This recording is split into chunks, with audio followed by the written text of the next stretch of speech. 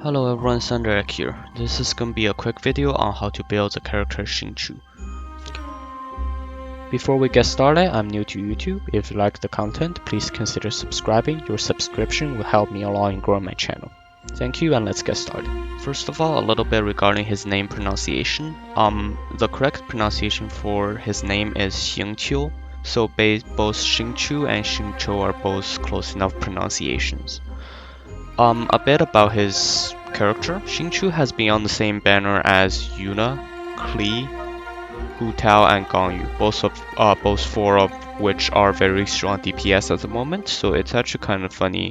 Whenever you see Xingqiu getting put up in a banner, you will know the next one is a good DPS. Mostly because of his kit working well with most DPSs in game, which I'll talk about later. How to play him? Currently there is only one style, which is sub DPS. Of course, if you really love the character, any character you can play as the main DPS. However, I'll be focusing on the sub DPS / off-field support build. Personally for me, I have him at C6 because both the standard banner and the radar banners like to give me Xingqiu. If I had all the constellations on top of that, I'll be at around C9 at the moment. He's one of the few characters I have C6, and as you can see, I play him quite a bit. He's almost max friendship at this point. So let's start with his kit. His normal attack, you don't really need to level up. I currently have it at level 2. It performs up to 5 consecutive strikes. The attack speed is the slower version. It's roughly about the same as the MC's attacking speed. Charged attack is the standard 2-hit combo. And the rates are not very impressive, so he can be played as a main DPS, but again, that is not his highlight here. So let's move on to his elemental skill. The skill has 2 hits. He does the initial 2 hits, both of which does hydro damage, and then past that point the skill will no longer deal damage. However, it will form a screen of water swords around him. The number of water swords depends on his constellation. The minimum is 3, the maximum is 4. Once water swords form around him, the water swords has a few capabilities. It is very much like Barbara's E. It puts wet on you while you have the water sword circling around you. It also puts wet on any opponent you come really close contact with, which gives him the ability to basically apply wet on anything if you're playing a really close melee DPS, like Child's melee form, and also any other single-hand sword or polearm characters. While you're attacking the enemy, the water swords will also be able to periodically apply hydro on them as well. The water swords can also absorb some damage while you're taking damage. It does not completely block the damage, however, it does help absorb a portion of the damage. As stated here, the damage absorption cannot exceed 24% of that damage. However, it does help increase some of the damage, absorb some of the damage that is incoming. And also, the last thing about the water swords is that it's one in his passives. When the water swords expires or breaks, each sword heals for 6% of Xingqiu's max HP, which is quite nice because you have minimum 3 swords up. So that is a minimum of 18%. If you have 4 swords, that is 24%, which is quite nice.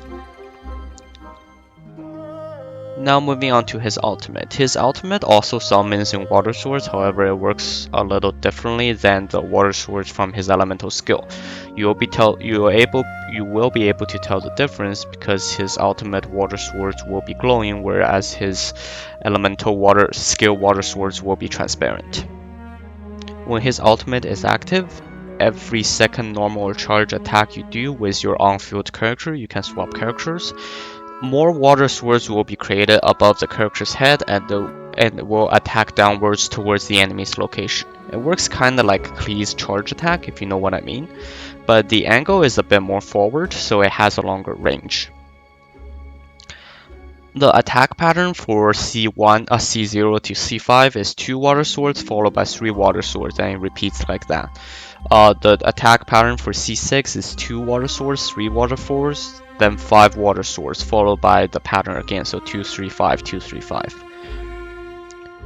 Each water sword does separate hydro damage and can be calculated separately. Each one can crit or not crit.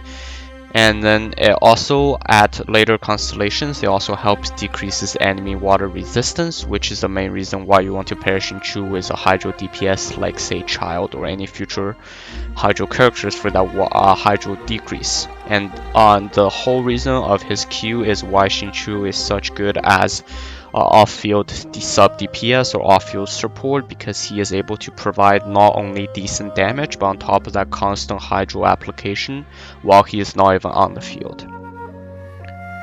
Now let's talk a little bit about his 3 passives. The first one I've said before, the water swords will heal you after your duration expires with his weapon, which I'll talk about later. But for a weapon that refreshes duration like the sacrificial sword, when you use the refresh sacrificial sword, the first 3 water swords will also heal you by 18% immediately because it is getting broken and the water swords are getting recreated.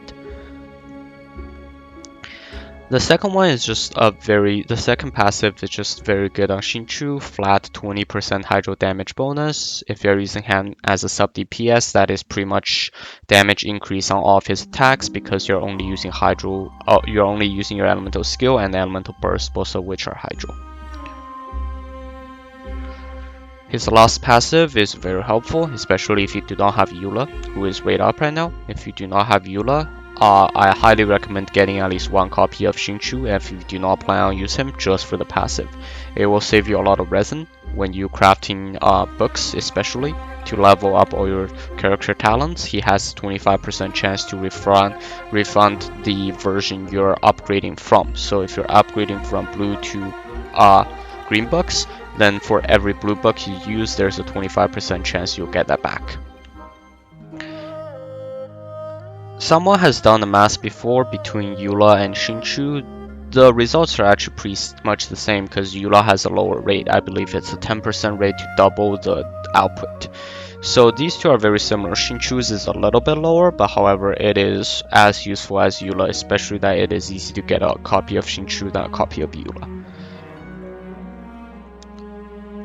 Now moving on to his artifacts. I have 2-piece Oblige and 2-piece Heart of Depths equipped because most of the time when I pair with him, Bennett is in my team, so I don't need the 4-piece Noblesse Oblige on him to get the benefit. However, if you do not have Bennett or you like to use him on a team that Bennett's not normally on, it is highly recommended that you use the you can also use Noblesse Oblige as an alternative option, 4-piece, for that bonus on all your characters, because after all, he is a supporting character. You don't really care about a lot of his damage. In fact, as you can see here, because I have a terribly rolled attack sense, I didn't even bother leveling this up, and at this point he still does decent damage to with my team. So in conclusion, for artifacts, what you want is, if you have a character that is already wearing 4-piece Noblesse Oblige, you will want 2-piece Noblesse Oblige, 2-piece Heart of Depths. However, if you do not have a character that wears that, you would want 4-piece Noblesse Oblige over 2 and 2. For his constellations, the ones I would recommend is C1 and C6. Any of the middle ones are fine. However, if you have him at C5, I would recommend just get him to C6 because the last constellation not only helps him to charge his ultimate more, it also gives him more boost in terms of damage as a off-field sub DPS. But let's go through all the constellations one by one. C1 is crucial because it increases the number of ring swords from his elemental skill by 1. So it's up to 4 now. It not only allows him to absorb more damage because 1 more ring swords is 1 more hit, it also effectively increases his passive healing by 33%, which is quite big. Given that for in my Xingqiu's case, he heals about 1.3k per hit, and then that is a flat increase, bringing it from about 4k to about 5k, which is very good. The second constellation is needed if you want him to pair with Child for more damage because of the Hydro Res decrease. Any other characters other than a Hydro DPS, this constellation is not as helpful. However, it does help boost his own damage, which is good. The third and fifth constellation are increasing the levels of his Q and his E respectively, so I'll not touch on that. The fourth constellation kind of plays against the style he plays. However, if you're someone who likes to work in this extra benefit, you can do that. Essentially, for his fourth constellation, you have to cast his Q first and then cast his E afterwards. But personally for me, I feel like that is losing DPS window, because after you cast his Q, you will very quickly want to swap to another character to get that full duration of his Q so that you can push down as many ring swords as possible. However, if you're someone who likes to make benefit of this, the way you would do it is you would cast his Q, immediately follow up with 1 to 2 E's, depending on if you're wearing the sacrificial sword or not. Then you swap to your DPS character for the DPS cycle output. Again, I don't see much point of this one. However, I believe some people will find this useful, depending on your playstyle, of course. Now again, his last constellation, we already kind of touched on that before. Instead of 2 and 3 ring swords during his Q, it will be rotating between 2, 3, and 5.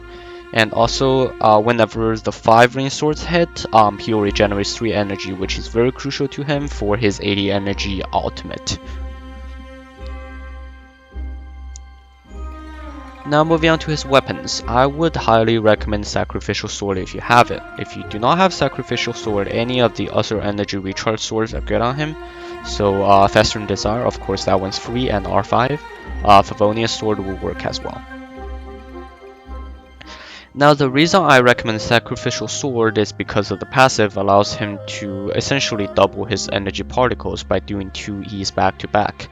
How this works, of course this is not 60% if you have a R1 Sacrificial Sword.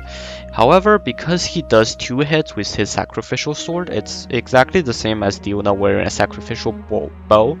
Each of the hit is counted separately for the passive, so in order to miss the passive entirely, you have to miss both hits, which is very hard, especially even with a level 1 Sacrificial Sword, which is why he is so good with even a R1 Sacrificial Sword, because it basically allows him to double the amount of particles.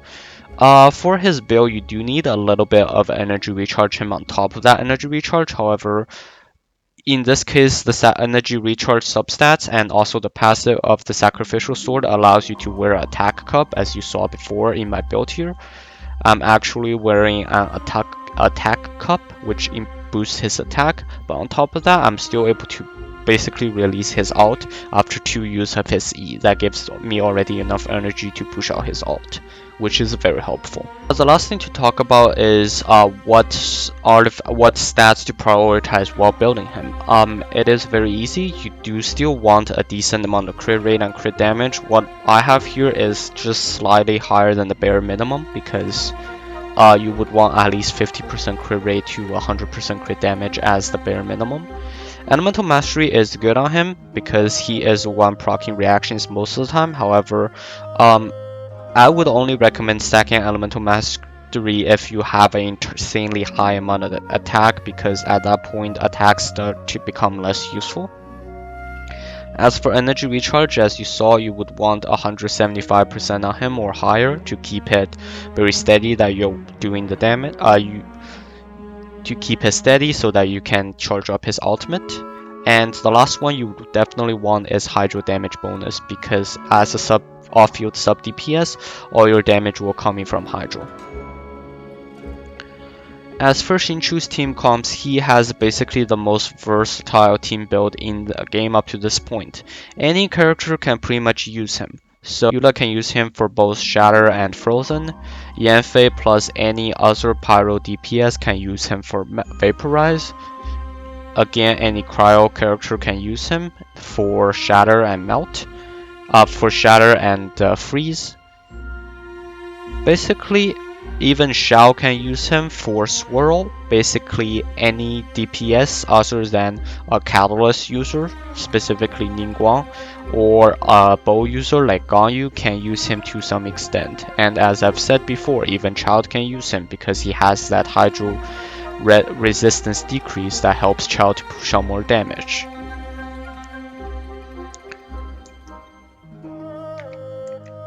So in summary, Xingqiu is a very versatile character. I would highly recommend you build him if you have him at least C1 or higher. It will help you a lot in the later teams. Of course, he is not very favored in the Abyss at the moment because the Abyss has a lot of crowd related themes and you do not want to get frozen because his E does apply the wet status. However, as the Abyss moves on to later more moves away from the Cryo's theme, I believe that he will be a golden ticket to the Abyss. So I would highly recommend you building him. That is all the information I have for you today. Thank you very much for watching. If you like the content, please consider subscribing. Thank you and have a nice day.